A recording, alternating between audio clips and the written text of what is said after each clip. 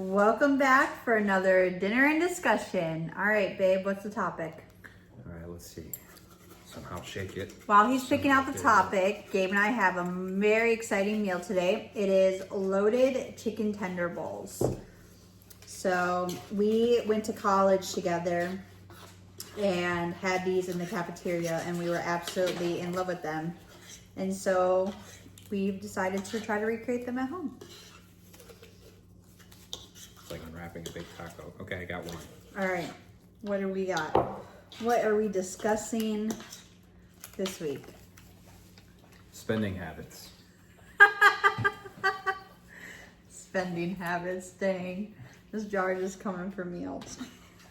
So I'll start because I'm sure Lex will have a little more to talk on this one.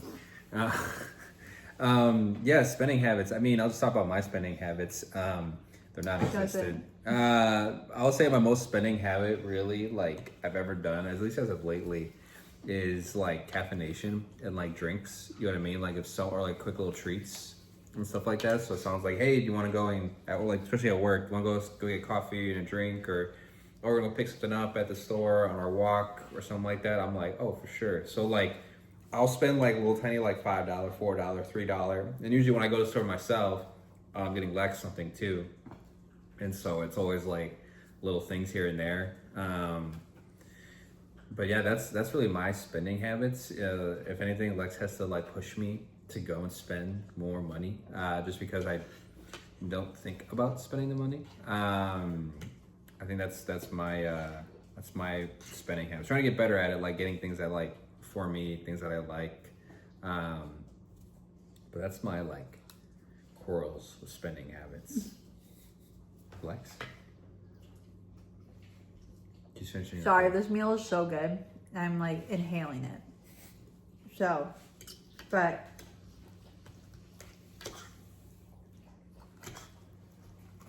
like Gabe said, he doesn't spend money. Me, on the other hand, I spend money like it's going out of style. Now, on one hand, my brain understands that it's not good to spend money in copious amounts. But then on my other hand, my brain's like, I could die tomorrow. So why am I hoarding it? So it's quite a dynamic in my brain. But I guess like I get a lot of instant gratification from spending, and so therefore I want to do it more often because it gives me such a hit of dopamine. I've been trying for quite some time to find some balance in that, because again, I understand that like we don't want to work forever, and so therefore there has to be some sort of like need for savings and like investing and doing all of those, you know, big scary words that adults talk about but don't really teach you about, kind of thing, because you've had one personal finance class in your entire life, unless you go into personal finance like in college. Like I did not go into personal finance, which is ironic because I have a financial job, which is crazy. I deal with money every day. But I originally went to school for biology, so then therefore my only form of financial literacy came from a personal finance class in high school, and that was literally it. Like, it's unfortunate, like finance and your spending habits becomes a generational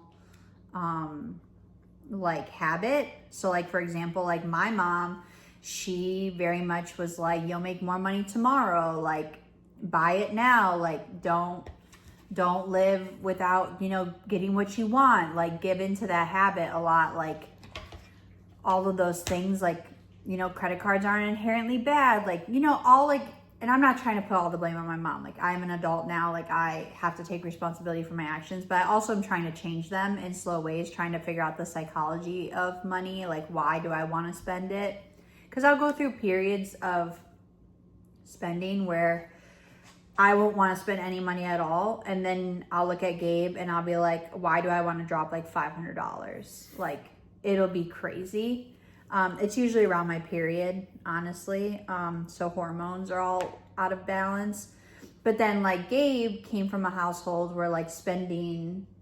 Yeah, spending really wasn't a thing. We, at least for like primarily living with my mom. Like we didn't spend a lot of money like getting a lot of things. I mean, my mom was very amazing in the fact that she like got everything we needed for like school or other stuff. You know what I mean? Like if I wanted a new game system or like a new game, you know, I wouldn't get it the day it comes out, but I would get it like at some point, maybe like at Christmas time, like a month or like later in the year. You know what I mean? Like I wouldn't get stuff instantly. I knew I had to like wait it out. You know what I mean? Like, and so I got very used to being like, I will get it, just not now, maybe in the future, and that's okay.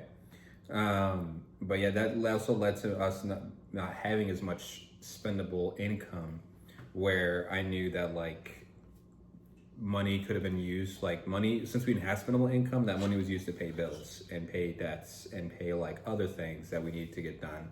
So that's the mindset that I picked up, was that, oh, this $100 that you want to use to get or do this thing, well, that $100 we can use that for groceries and or the bills, or you know, getting stuff for school or for things you'll need in the future. And I carried that, but like it's interesting because like I think once you get into college or like you leave, you're not dependent anymore on someone in a sense. And big colleges, like usually that playing field for a lot of people, were like, okay, a lot of folks here, a lot of people, not all, don't have money coming from family or anything like that. You know, you're kind of like, either you have the money you took from the loan to go to school, you know, your meal plan, all that stuff, or you're just gotta find work. Then you gotta like start budgeting stuff out because you have your rent, you have groceries. And I remember like that really like put me into like, all right, how am I gonna be spending habits overall? Because you know, you want to go out, you want to go to the bars, you want to hang out with people. You know what I mean? Like, all right, I got a budget. All right, I gotta work this many shifts if I want to go out. You know what I mean? Like I need to do this. I gotta make sure I have enough for rent. I don't want to like dig into that. Of course, our rent, like we see in our previous videos, is like $200 to $300. But for us over there, like a lot. that was a lot of money because the money we were earning on campus or doing other jobs wasn't like, unless you're working 24/7. $75 a paycheck. Yeah, which you can't because you know you got classes and other things still to do, and extracurriculars, and so. I think that's where I like really nailed out spending habits. I think that's where a lot of people really learn like, and make mistakes with like their financial like. Usually that's when people start getting credit cards and people start doing other things. They really don't know, like they take even more loans out to be able to go to nicer housing or off campus. You know what I mean? Charlie's their own, but Every time. every time. Instead of saying to each their own, I always say Charlie's their own, like the actress. I don't know where I heard it, but. Only like 25% of people I say it to ever catch it. Lex now knows every time when I'm about to say to each their own, I'm just gonna hear Charlie's their own. Shout out. And it gets me each time. But I think that's like a big like time for people to really like learn about like their financial background, or like just figuring like it all out. Because a lot of times, some people can learn in high school. You know, you get jobs, you have income coming, you do things around the house. Other people, like it's that your parents can't really support you while you're over there. You really got to figure it out, you know, while you're there. You know what I mean? Like you could be the first generation to do it for school, first one going out. You know, they don't know. They went to high school and or didn't, or you know, they just got jobs. Like they learned a different way than you're learning, and I think everyone's on a different path with that too. Yeah, I mean, like. And it's just interesting, like, how these habits are developed. Because, like, if you think about it, like, Gabe and I come from very similar households. Like, we both come from divorced households of two siblings, only a couple of years apart, both from, like, poor financial backgrounds. And, like, while his mom was kind of, in a sense, teaching him, like, how to be frugal, how to buy only what's necessary, how to like do those things. Like I grew up in the almost opposite mindset of being like, well, you only have one life, let's live it to the fullest, like F the consequences until later. And in some ways, like I'm very happy I lived that way, because like now as adults, You know, there's pros and cons to everything. So like one pro is as adults, like Gabe and I make decent money. Like we both work for the government. We both like work 40 hours a week. Like we do make a good income to be able to do a lot of really nice things in this life. Like we've been fortunate enough to be able to adopt a dog, and like that's expensive. Like we've been fortunate enough to buy a house, like that's expensive. Like, and those have come through hard work. Like that's the other thing that's really wild about me is I've always worked 2 jobs. Up until like the last couple of years, like I've always been a 2-job girl because I knew my spending was equivalent to a 4-job girl. And I had to keep up. But lately in life, I've been really trying to, I think part of it's also due to my ADHD because I want to pick up a new habit or skill every like 3 days. And every habit and skill to me costs money. And I think that's honestly what really gets me lately. That, and I want to go visit the mouse. Anyone who knows Gabe and I knows that we go and visit the mouse, aka Mickey Mouse, aka Walt Disney World, Florida, like at least once a year, and that is pricey. But I was thinking about it the other day. It's a little off topic, the mouse, but I realized I like going there so much because no matter what you do, it doesn't require an itinerary, it doesn't require a plan. You just show up and you have a great time. Like even if you're absolutely just taking in the park and not doing shit, like it's good time. But so my spending has always been rooted in like making me happy versus Gabe's spending's always been rooted in necessity and very little wants. And so that's been an interesting dynamic in our relationship because Gabe makes really good money for someone his age. But he doesn't buy himself anything. Like this man will feel guilty buying himself a new pair of shorts. Heck, he feels guilty when he gets a haircut kind of thing. And so I'm like, I try to like get us into this dynamic of encouraging him to spend more money and then him being harsher to me about spending money. Because right now, like for an easy example this morning, my husband is very kind to me and will therefore give in to my whims. And so today's Friday. On Friday, I get the itch to get Starbucks, to get a little nice treat for a Friday to get you through the day. Do I need Starbucks? No. Is Starbucks awesome? Yes. But is it just like a want, a frivolous want when we have coffee at home? Absolutely. And so like, I would be like, Gabe, I think I want Starbucks, but I don't think we'll have enough time to get there. And Gabe will like look at his watch and he'll be like, well, I think if we, and like he starts to get ready faster and he's like, and I can tell he's going to give in and he's going to let me get Starbucks. And I was like, no. You need to go make me a cup of coffee, please. So that way we don't get Starbucks. And so I'm trying to do little things like that where I encourage myself to spend less and encourage Gabe to spend more. Which I get is still spending money, regardless of who spends it, for sure. But the thing is, no shocker, Gabe makes way more money than I do in the tech field. So therefore, our spending, we're 100%. We're married. We believe in sharing bank accounts. We believe in, what's yours is mine kind of thing. Like your debt, my debt, whatever. It's community debt. But at the end of the day, Gabe does make more money in the household than I do. And eventually, if we're lucky enough to have kids, like I will be a stay-at-home mom.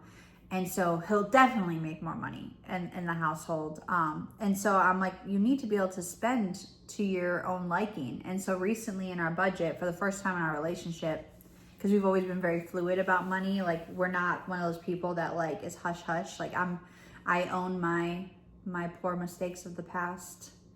I'm trying to be better kind of thing. I think the fact that so many people are uneducated about money is such a taboo. And like no one talks about it. So if like your parents don't talk about it, then you don't talk about it. If you don't talk about it with your friends, like it's just such a hush hush topic, and I don't think it should be. But Gabe and I recently have been doing this budget because I read The Richest Man in Babylon. Because this year I'm trying to read like a lot of self-help books in different aspects of our life. And in The Richest Man in Babylon, there's this guy talks about one of the first like steps to like creating wealth within yourself, and I'm sure you kind of meant it different. I'm taking it a little bit differently than how he said it, but you should always pay yourself first. And so 10% of your gross or your paycheck after taxes, you should pay to yourself. And essentially, like, what you do with that money is kind of like your thing. The rest of the money gets divvied out in different ways. But 10% should be yours to choose. And up until this point, Gabe and I really always just had one master bank account. And if we wanted something, we got it. We made sure the math was mathing at the end of the month. And like, that was kind of it. But what we're adopting actually starting this month in August is we both will get 10% and it'll go into our own bank accounts. And however we choose to spend it will be our own decision. So whether we want to put it into investments, whether we want to put it into something frivolous, whether we want to put it towards a travel fund, whatever, like, that will be our 10% to spend. And I'm hoping, because again, my 10% is significantly less than Gabe's 10%, that will, one, encourage me to plan out my spending and not go emotional spending. And then Gabe will feel less guilty about spending money. Because right now, like, I have guilt after I spend the money and he has guilt before he spends the money. And so, like, trying to do a little reversey. Yeah, no. Yeah, so it's our first time trying that method. I think it's going to help with how Lex wants to push me to use my money to get things that I enjoy and things that I like doing. And not like having to, it's one of those, like, she doesn't want me to get to a position where you see these folks that have, like, and this is an exaggeration, like millions in their bank account. You know what I mean? And they were a regular person, like one of those silent millionaires. They just played their money right. They strategically were about it. And they end up passing, with all this money, and they never did anything with it. You know what I mean? Like, they never traveled. They never did anything with their families. They never just gave it to charities. They never, like, got everything they wanted. They lived to extreme frugal, ness. You know what I mean? Just because you have all that money and then you pass, you know what I mean? Like, unless it's going to be sent to all your kids, you know what I mean, and help them out. But, like, what's that really do? So, like, Lex is trying to get me away from, like, getting to, like, that kind of extreme. But at the same time, I think what I'm trying to push for Lex too now with these accounts and her spending is that, like, patience really can, like, be, like, helpful, like, towards the end, especially because, like, we always do a thing like, okay, if she loves her mouse, she's wearing her shirt right now. You know what I mean? Like, if you spend $100 here, okay, but that's not $100 you're gonna be able to spend, at Disney, where you're gonna want to get actually something you like and you're gonna use it and you're gonna love it. You know what I mean? Like, you just want to spend the money because you have that itch. You want the dopamine hits. You know what I mean? So, like, get that at a place you'll actually enjoy and, like, want to use it and, like, do things. You are leaking. Oh, sugar. I felt this drop on my hand, but I didn't feel it on my shirt. Luckily, it's blending with the flour. But yeah, I think that's the kind of, like, the goals we want for each other, is because, like, Lex, I know, like, if I told her, like, here's $200, she can find something that'll make her happy that she'll buy. But, like, me, you know what I mean? Give me $200, I'll hold on to $200 and then freak out if I spend $5 of it. You know what I mean? Like, ain't that the truth? That's the truth. If you learn anything, you'll probably learn eventually. I have a getting back into Pokemon cards. It's just a fun little hobby. I love the culture and I love the community around it. And some cards will cost like $1 or $2, and I'm sitting on it, like, for weeks, like, debating if I want to get it. And it's crazy because I'll go to the store and spend like $10 on caffeine, like this. You know what I mean? So, like, I have these own mental battles in my head. Can I interject with this story about the Pokemon cards real quick? Oh my God, Gabriel kills me. So I made an impulse decision because one day I was like, man, I'm going to invest in skincare. I'm going to do all this. And so using my card, I bought like $160 worth of, like, skincare or something from Amazon. And I was like, yeah, no problem. Like, didn't, like, talk it out with anybody. I didn't seek for permission. I didn't do anything. I just go for a whim of, like, at this point, Gabriel knows who I am. I'm always honest about my purchases. I don't always, like, ask for permission for the purchases. I just kind of, like, do them. And Or then should tell he him about ask it. for permission? She just let me, like, put me on the radar that she's gonna do. Yeah, I make him aware. I mean, it's on my credit card, even though our debt's our debt. I just think of it as my debt because, you know, it's whatever. Either way, again, not the healthiest, but I'm not like hiding these purchases from my husband. I just don't ask him for permission. I just do it. Either way, it's like, oh, I just spent like $165 on skincare or whatever. Like, I spent a lot of money. And then Gabe's like, yeah, my eBay cart's pretty full. Like, I want to spend a lot of money too. I'm like, okay, do it. Like, how much is it? He's like, $10.37. And I was like, me and you have very different definitions of spending a lot of money. I was just like, I just dropped $165 on skincare just because I was feeling it. And you're like, and again, it's one of those things, it's like, I think it comes from like the fact that like I grew up in a family that like the example in my head is my grandma. Like we have a small family, but my grandma's worked her whole life. Like she's one of the hardest working women I know. Like, and she did everything she was supposed to do. Like everything they tell you, like, you know, buy your home, like save up, invest. Like she's got a large amount of her retirement in the stock market, like all the things. And like my grandma's only 76 years old. I think 76, 75, somewhere in the mid 70s. Okay. And like, love my grandma to death, but all she does is sit at home. She doesn't travel. She doesn't, you know, she doesn't get to enjoy life. And, you know, we're fed this message of, oh, you know, save for retirement, save for retirement, save for retirement. And then all these people save for retirement and their bodies are old and they can't do much. Like, they don't want to go anywhere by themselves, which is fair. Like, and all this money is just chilling here. And I'm like, you worked your whole life all to save up for this, like, end point of some sort, which if anyone knows the economy and the government now, and again, maybe I'm talking out of my butt because I'm not an economic person. Economist? Is that a word? Yeah. Economist. I don't know the market rates and, you know, up, down, sideways, left to right, if it's going to be okay in the end. But right now it's not looking too hot, knowing that you can't even take your Social Security out until you're like 72 at this point. So by the time we get up there, it's gonna be like 85. And so I'm just like, I don't want to metaphorically save all this money for when we're older, when my hips crack when I get out of the couch now. Like that's a little crazy. And like same thing with Gabe, where like, again, Gabe makes very good money for someone his age. Like we are fortunate enough to make a decent income compared to what we've known from children. And like this man debates $10.37 in an eBay cart.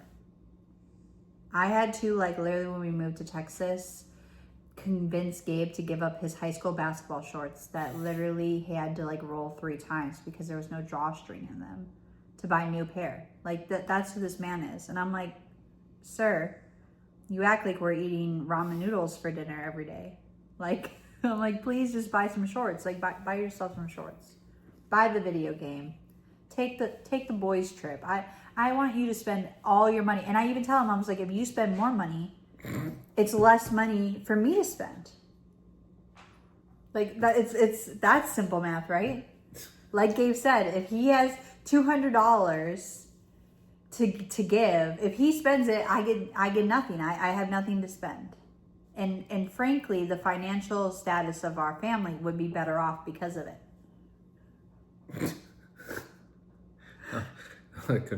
We got numbers, but man, that math was just... What math? What math is wrong? Just because we have more money to spend doesn't mean we should spend more of the money. Well, yeah, it's just what I said, spending money is spending money. But if like, I don't know. Anyway. They know what I'm saying.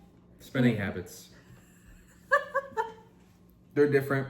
I think one thing that we didn't touch yet, I think it'd be an interesting topic to do, is spending habits with like with your friends and like when you're going out with people too, because I know like my friend group, you know what I mean? Like I'm lucky that my friend group, all of us are in higher earning like positions, but like I remember first getting out of college, some of us were like in grad school, some of us were in that really entry level job. Only a couple of us were like already making like higher money because a lot of my friends are either in finance or engineering. And so there are a lot of more higher income fields, but not all of them were.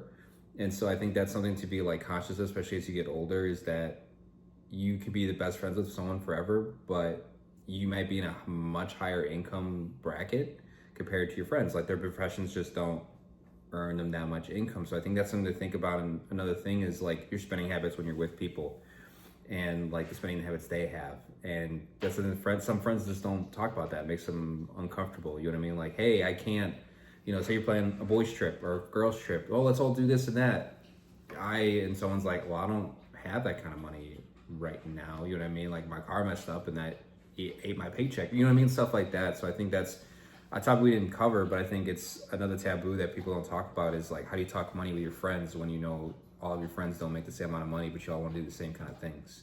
And at that point, you know what I mean? Like, I think, and I've seen it before, like, I remember with, like, my guys for different times, like, in college, like, hey, I couldn't make as much money, we're all going out to eat, and one guy will be like, no, I got you. Like, it's more important that you're there hanging out with us than you, like, not eating and doing whatever, you know what I mean? Or the next person's like, I got you, or like, hey, just get me on the next one. You know what I mean? It's not that big a deal. Like, that was a very culture for us, was like, I'd rather you be there, you hanging out with us, like your presence is more important. Like I'll supplement that a little more.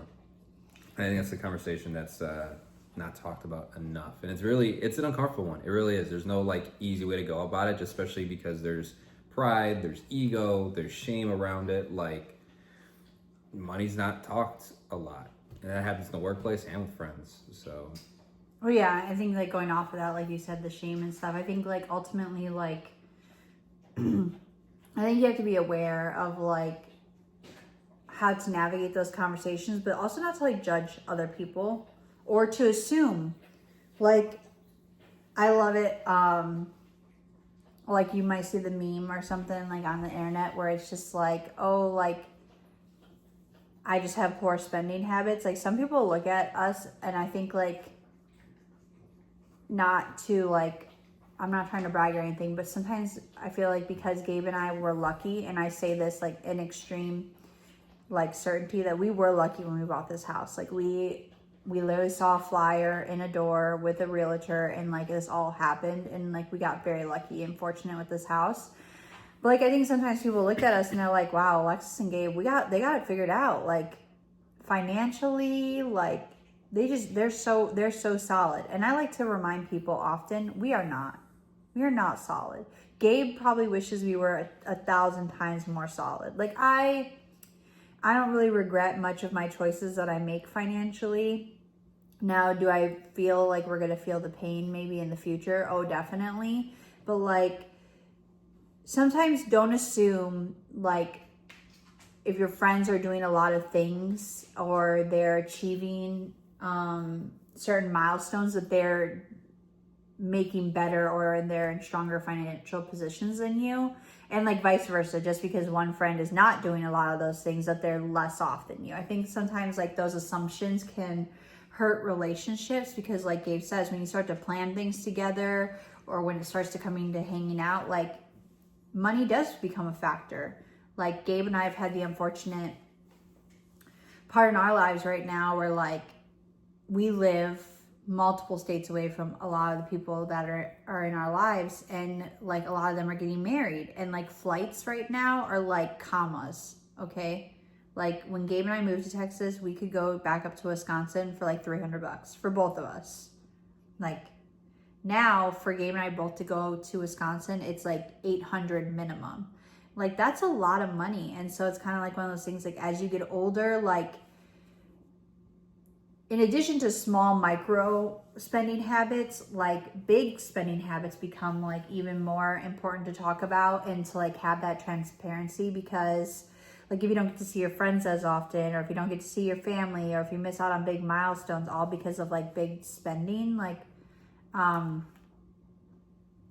can be a hard topic of conversation. And then sometimes people are like, well, you can't do that because you did all these minor micro spendings, and so therefore that's why you couldn't do this big thing. And I think sometimes like that judgment can be detrimental to relationships, because you never know what's driving those choices, I guess, is like what this long tangent was about.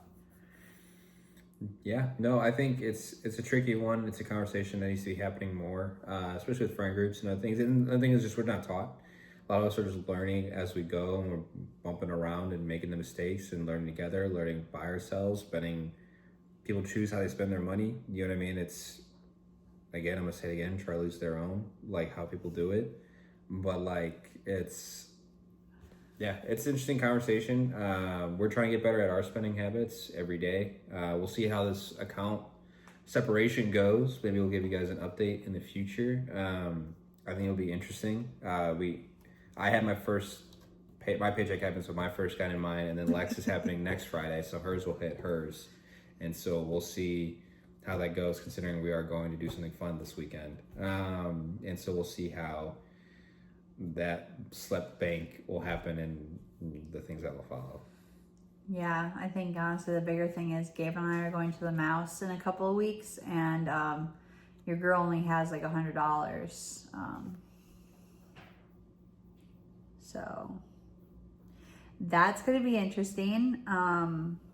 But we're gonna try. We're gonna try. I need to be optimistic. I need to, I've been doing good things. I mean, the two things I want to like kind of leave this conversation with is the first thing is there's always room to change. Like there's always time. Like you can wake up the next day and choose something different. Like Gabe said, we are constantly working on our finances. Like in some ways we are way better in our world of finances. Like we've gotten way stronger, and then in other ways, there is still some work that needs to be done, and you can make that conscious effort to change.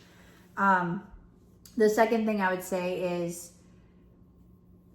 not everyone has the luxury of learning about finance, from whether it be from education, through family members or like your peers. Like some people just, because it's such a taboo, like some people just don't learn.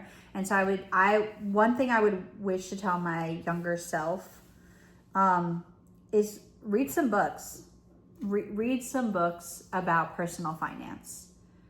Like just that I think is a good place to start, because financial literacy is such an undervalued skill. It really is. Unless you're in the finance world, then everyone's like, well, of course, financial literacy, duh. Like, who doesn't know that? And the finance sector does not realize that pretty much anyone outside of the financial sector doesn't know about financial literacy. So, my closing statement, and I'll see if Gabe has anything to add, but I'm just like, pick up a book, research it. You can literally Google like top 10 best finance books to read in 2025. Whatever, but like if you're finding yourself like you're struggling with money and you are like, maybe you feel guilty about spending, you feel guilty for your spending habits, whatever the case may be, read some books. That's where Gabe and I started. It's probably what we'll keep doing. Like I have Psychology of Money really high on my list to figure out why I want to, rage spend $600 every month around my period. That'd be nice to know. Figure out. But yeah, educate yourself, because sometimes people aren't going to educate you. It's cute. Got anything else to say, Gabriel? Anything else I've got to say? You seem like you're winding up there. I felt like I was, but you stated it. I think with spending habits is just, I think if you have a better understanding of who you are and things you like and your passions, you know what I mean? Like we saw a great Diary of a CEO, a couple, maybe it was last weekend. We watched them every weekend. We tried to.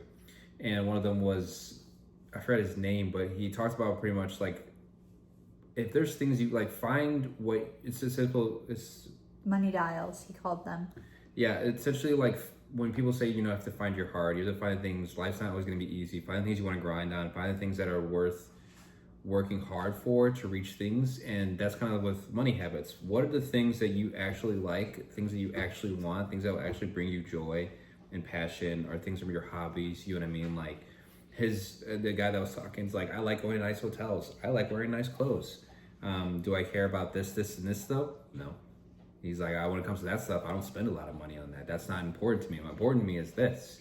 So I think if you can know what's important to you, you'll find ways to just spend money on that, and not find ways to spend money on like, you know what I mean? Like, oh, I don't need to get a fancy jacket. You know what I mean? Like, I'm more interested about the trip that I'm taking the jacket on. I just need a jacket that's gonna keep me warm and cool and not get wet, and then I'll have more fun spending money on the place that I'm going to that needs the jacket. You know what I mean? Like, so find the things that are important to you and then spend the money on there. Lex, obviously it's her and the mouse. Me, slowly understanding more of Pokemon and being able to do more with games and video games and stuff like that, finding my inner child again. So that would be my closing statement, is like, find what you love and work hard for that. And then the rest of the stuff, they're just necessities and little things after that. So. Yeah, and we'll link some of the stuff once we figure out the guy's name, because he is a really awesome financial like piece of education, because he believes in, like, he calls it finding your rich life. So therefore you can build a rich life without sacrificing the things that make you happy, like how like the people always make you feel bad about the $5 coffee every day or whatever. Like, he's really good at balancing that. So all those resources, like some of the books we've read, we'll link them in the description so that way you guys can check them out and maybe start your financial literacy journey. But thanks for joining us. Another great dinner and discussion. The mashed potato bowls were amazing. I don't know if Gabe can agree, but yeah, definitely might start including those in the description as well, the dinner recipes. Yeah, 100%. Cool. All right, bye guys.